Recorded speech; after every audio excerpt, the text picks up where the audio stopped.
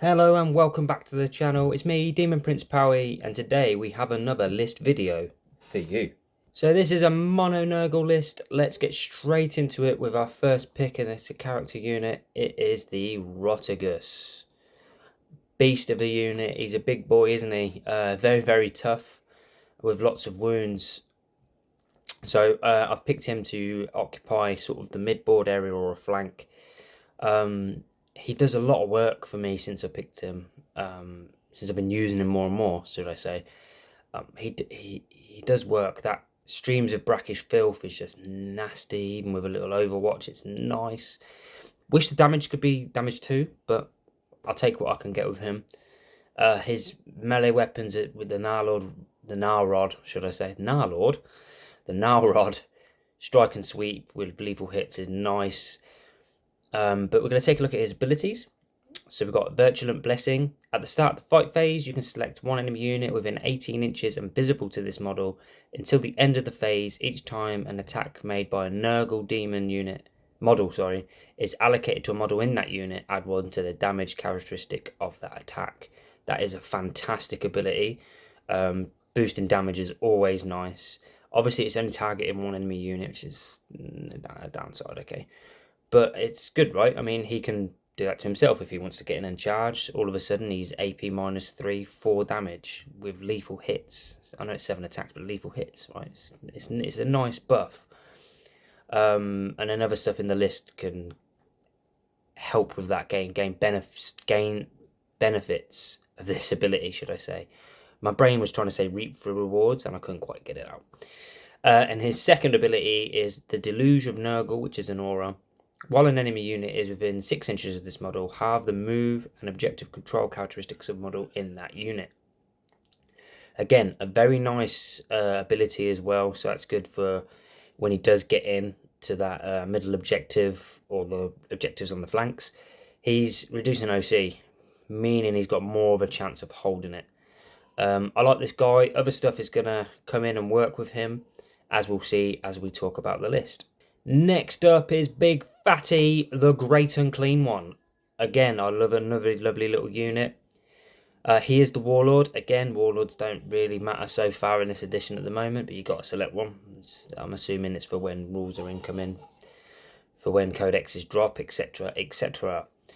So I have given him the enhancement, the Endless Gift, because we all love that 5-up Feel No Pain. And if he's in the Shadow of Chaos, it's a 4-up Feel No Pain, which is rather nasty. He's toughness 12, 20 wounds. I've equipped him with the Doomsday Bell. Yes, interesting, I know. It's not going to be fantastic, but I've picked it because I've got, you can obviously guess what's coming up in the list. Plaguebearers are in the list. So I've got the Doomsday Bell to try and bring some Plaguebearer models back to the unit, try to keep them more survivable. I say survivable, just keep them alive. I've not used the Doomsday Belt. I'll let you know how that goes. But I think it's an interesting little weapon, isn't it? I mean, the Doomsday Belt. Lethal hits. 6 attacks, hitting on 2, strength 7, -1 AP, 2 damage. Standard, in it. Just chip away at some Marines or some Lich Guard or whatever. Just try and chip away, kill a unit. Kill a model. Sorry. Kill a model. You get to bring 1 destroyed Plaguebearer model back to that unit within 12. So they can be quite close. And then obviously his abilities, the Demon Lord of Nurgle, which is an aura. While a friendly Nurgle unit is within 6 inches of this model, models in that unit have a Feel No Pain of 6-up. So again, if your Plaguebearers are close with this guy, they're getting a 6-up Feel No Pain. Beautiful. Other stuff is going to benefit from this as well, that are within the list, which is also nice. And then his second ability is Nurgle's Rot. At the end of your movement phase, you can select one enemy unit within 12 of this model. Until the start of your next movement phase, subtract 1 from the toughness characteristics of models in that unit. A drop in toughness is always welcome. It is definitely always welcome, because Nurgle aren't the punchiest of armies. They're more durable and try to survive as long as possible more than anything. Annoying to shift. High toughness models, etc, etc. So reducing toughness to help get these, I'm going to say it, some of these subpar attacks through to get damage dealt to clear units is always welcome. The third unit in the list is Horticulous Slimux. Apologies if I've absolutely butchered that name. The Slugman. I've taken the Slugman. Yeah, I think I've kind of ignored this guy because I don't have the model. So I've kind of just, when I've gone to play, I can only play with what I've got, right? But looking at him, I kind of like him, you know. Toughness 10. That's nothing to sniff your nose at. He's got 10 wounds as well. His attacks are quite good. I'll quickly run through them in case you are unaware. So he has the Lopping Shears, which has lethal hits, 4 attacks, hitting on freeze, strength 6, -2 AP, 3 damage. It's nice. And then he has the Acidic Maw, which is his extra attacks, has devastating wounds on top of it, 2 attacks, hitting on 4s, strength 7, -4 AP, 3 damage again. Now this coincides with the Rotigus. He could be going in against something that the Rotigus is debuffed, and now it's damage 4. Then you've got the stratagem to do -AP as well on your attack, so you could be at -3 and -5 AP. So yeah, there could be some very nasty damage going through with the Slugman. I'm calling him the Slugman. That's just it now. Let's take a look at his abilities. He has the Beast Handler ability. While this model is leading a unit, you can reroll charge rolls made for that unit. In addition, once per battle, you can target that unit with the Heroic Intervention stratagem for 0 CP, and can do so even if you have already used that stratagem on a different unit this phase. That's nice. It's a free Heroic Intervention if required, and he can reroll charge rolls when he's leading a unit, which he will be. And then his second ability is Seed the Garden of Nurgle. At the end of your movement phase, if this model is within an area terrain feature until the end of the battle, that area terrain feature is considered to be within your army's Shadow of Chaos. This is why I picked him, purely for this ability. So, just to clear things up, that does not say wholly within, it just says within. So, the idea with him is to deep strike him in close to the enemy deployment zone as possible, if not within it. Get as close to a terrain feature, dip his toe in it. That's now become Shadow of Chaos. Now I can bring stuff in within 6 inches of that terrain feature, and it's permanent. That's it. They can't turn it off. It's permanently there. And that's his job.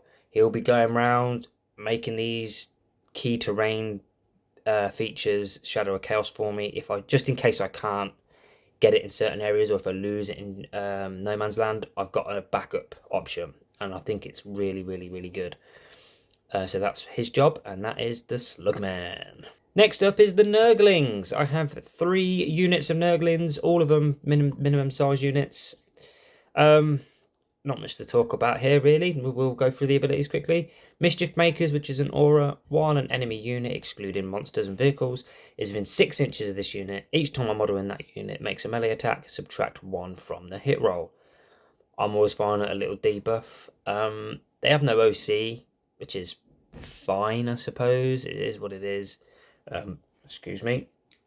Other armies have that as well. Like Ripper Swarms and what's the Necron one? Scarabs. They have a similar thing. These guys aren't here to do that. They're action monkeys. They're here to get you secondary points from like investigate signals, cleanse, deploy teleport homers, engage on all fronts. What else can you do with them? What's the other one? Area denial, things like that. And there's 3 of them, so you can move them off, bring them on, put them wherever, put them in strat reserves, whatever you like with these guys, because they're cheap enough to do what you like. They have the infiltrator keyword, so you can start them really high up the board if you wish to act as a screen. And they're battle lines, so if they are in your Shadow of Chaos and you're losing them, when you get down to 1, normally when you get down to 1, you've got a battle shock test, if you're lucky enough to keep 1 alive, of course. If you pass the test, you'll bring in D3 back. Bosh, you're replenishing the unit, so they are really annoying. So I've got 3 of them. They're kind of my action monkeys, and that's all I've got to say about the Nurglings. Next up, we have 2 units of Plaguebearers. Now, sorry, I keep playing with my glasses, I apologise. I need to see. I've got 2 units of Plaguebearers. I wish the AP either went up to -2, or the damage was 2. either or, just to make them a bit punchier. I know they have lethal hits, right? I know they have lethal hits, but it doesn't matter because they still get the save. Your enemy still gets a save. And I know we have the stratagem for -1 AP, and I know again he can coincide with the Rotigus' damage to get up to 2. But it's strength 4, fine. But the AP is not as good. I think the AP should be a touch better personally, or the damage, just to make them a little bit better. But it's not Nurgle's job. That's a Bloodletter's job to do what I'm suggesting. To be fair, just not many people are taking Plaguebearers. You take horrors. Out of all the battle line, you take Nurglings and horrors. Then maybe these. Then it's Bloodletters last, because I just think stuff's so expensive for what they're doing. I know it's about resiliency, and it's not always about killing. It's about scoring points. But you need to be able to shift stuff to keep scoring points, because you're going to lose stuff. It's just we're in a funny place. Rambling.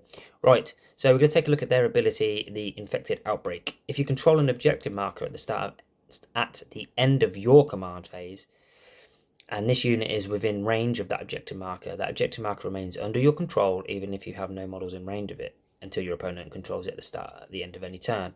Now, that's what we'll be doing.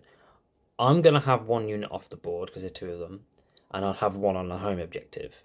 So now it's instantly sticky, and I can remove them and move them elsewhere. My playstyle is kind of weird. I kind of abandoned my home objective a little bit. I know I'm running at the risk of losing 8 VP, but I abandon it because I think controlling the middle of the board is more important than my own home objective. And again, I know it sounds so daft, because then it's also baiting your opponent to come in to try and claim your home objective, but you've got the shadow there, so you can bring stuff in anyway. So that's their job. They'll be doing stickies. They'll just be going around the board trying to make things sticky. They can also do actions as well. They can also help out with the secondaries. But their job is probably going to stay quite close to the Great Unclean One, who is going to just try his best to remain in the shadow of chaos for that 4 up Feel No Pain. So these will get a 6 up Feel No Pain from his ability. Yeah, and then obviously they've got the Doomsday Bell, so they could be coming back. And their battle line as well. So if you lose some and they get below half and you pass a test, you can bring D3 back. Lovely stuff. As long as you're within your shadow. So it's very, very, very difficult. It's important to remain in that shadow. So we've got to try and hold that. That's why I think it's more important to hold the no man's land. Let's say middle and the left flank, for example. It's more important to hold them too, and then bounce between the opponent's deployment zone and our deployment zone objectives. Of course, you'd obviously give them the Demonic Icon and the Instrument of Chaos to give the better leadership score, and add one to the charge rolls. Like, why wouldn't you do that? Next up, we have a unit of Beast of Nurgle. There's 2 in the unit, and these are going to be led by Slugman. Not more else to say about that. And then I have 2 individual units of 1 Beast of Nurgle. So for 70 points, we'll talk about the one on their own, because I've already mentioned the Slugman. The 2 ones on their own, they're secondary guys. Maybe park on an objective. Probably not. But they're mainly secondary guys for investigate signals, deploy teleport homers, engage. That's what they're going to do. I found they're one of the best at getting in the enemy deployment zone, because you can just do the stratagem to drop within 3, park them right in the corner, deploy teleport homer, and then go kill it if you can. Because if you don't kill it in the shooting phase, it gets all its wounds back. And then you've got to charge it. So now you're forcing your opponent to come towards him, because he's just going to score your points. And then while they're doing that, you drop another one on the other side. And then you got behind enemy lines. Beautiful. They're so good. They're so good for their points. I think they are anyway. They'll get focus fired. Try and keep them hidden. Try and draw your opponent into you. And it's going to create space for you in no man's land to move other stuff around. One of my favourite units in the index by far. I always try to get them in my lists if I can. Yeah, and they're fun. I just think they're fun. So the next unit in the list is Plague Drones. I know I've maxed out the unit to 6 models within this unit. Now, they're getting a lot of hate, right? But I think they're okay, you know. I do think they're okay. They're not damage dealers. That's not what they, again, it's not what Nurgles do. I know it sucks and we need them to be killing stuff, but it's just not what they're doing. So they're toughness 8, they move 10, so they can move quite quick. All 6 of them, I'm just going to park on objective and just sit there, and then they can do actions if needed, like cleanse or whatever if needed. They don't have to do that. They can just sit and just claim your victory points, primary victory points all game, and then you can move them as and when. Because, I mean, 30 wounds at toughness 8, that's going to be hard to shift. That's not easy to shift. And then if the Great and Clean one's nearby, 6 up feel no pain. Again, nice. So let's take a quick look at their ability. Death Heads. In your shooting phase, after this unit has shot, select one enemy unit hit by one or more of those attacks. Until the end of the turn, each time a friendly Nurgle unit makes an attack that targets that unit, you can re-roll the wound roll. Now that's nice. Re-rolling wounds is always lovely. So I say that's their job. It is and it isn't. Not this unit anyway. That's what they're going to do, right? They're going to park on the objective, wait it out. Do I make it sticky and then move? Put pressure on the opponent by coming swifting across the battlefield, or just sit there for the game. I mean, it's a lot of points just to sit there, but it's guaranteed points. They're going to have to come to you to get you off. They're going to have to put shots into you to remove you. They might whittle you down, but they're not going to claim the objective anytime soon. You'll be holding it for three turns plus. I believe so anyway. And then I have another unit of Plague Drones, minimum size unit of 3, and they're going to be going around using the Death Head's ability to help get re-rolling wounds. If both of them can do it, it's a boon. Beautiful. That means there's 2 units that I've charged into that I'm re-rolling wounds against, which is nice. Also, I'd like to say, it does not say melee attacks, it just says when you make an attack. So when you are shooting, make sure you shoot these guys first, because this is going to round up lovely, because we do have a Soul Grinder in the list. So make sure you're shooting the Plague Drones first, so then when the Soul Grinder does shoot, he's going to get reroll wounds, which will be lovely for him. Yeah, the Soul Grinder is in the list. 200 points, is he worth it? Yeah, maybe. I like him. I think he's alright. He packs a bit of a punch, doesn't he? I always equip him with the Warp Claw. I don't like the Warp Sword. You've already got the Iron Claw, so more attacks. Yeah, so that's the list, pretty much. Soul Grinder's job, I didn't really brush on that. Push to the middle and shoot things. Just aid a buff. As long as he gets buffed, he'll be okay, like with the Death Head's ability from the Plague Drones, and then you've got Rotigus' ability, and then you've got the Great and Clean One's ability.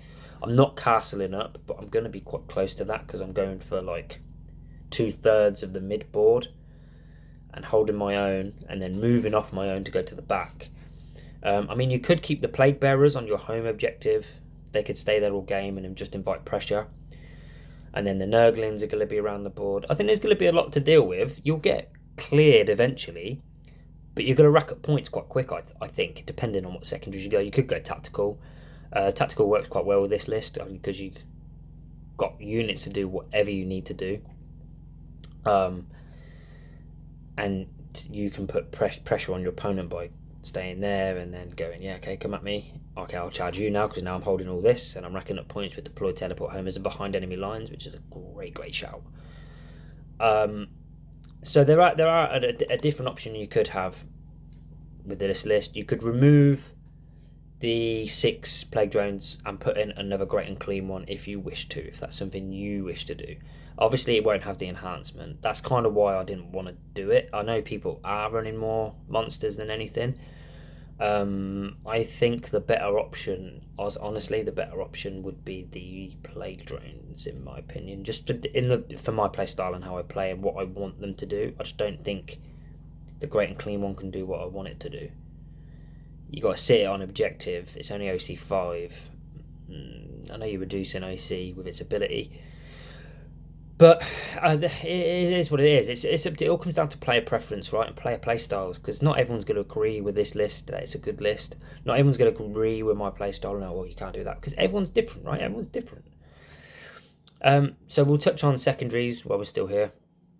Obviously, I've mentioned tacticals and things like that because I think it can do anything.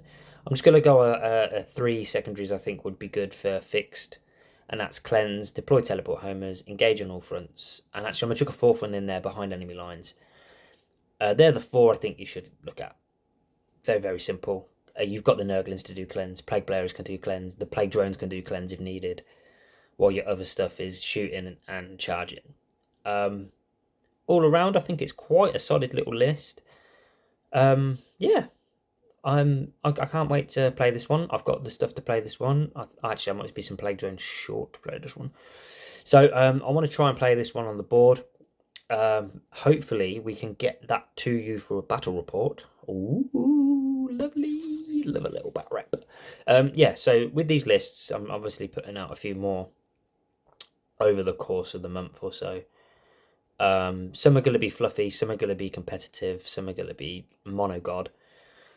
But I'm going to try and put them on the table to show you guys how I'm playing the list as well. I know I've explained it, but to show you as well a visual of how it's playing in a battle report, so you get to see that. So that'd be nice when we can sort that out. So that's it from me. Please like and subscribe to help boost the channel. We're trying to get more content out for you. I'm finding it very, very difficult. I have a lot of children, so it's hard to get in front of this computer to create the content for you, but I'm doing my best. I'm trying to get more out there. Yeah, so let me know in the comments, what do you think of the list? Would you change anything? Obviously, don't strip the whole list out and redo it. I'm on about just swapping 1 or 2 units here and there.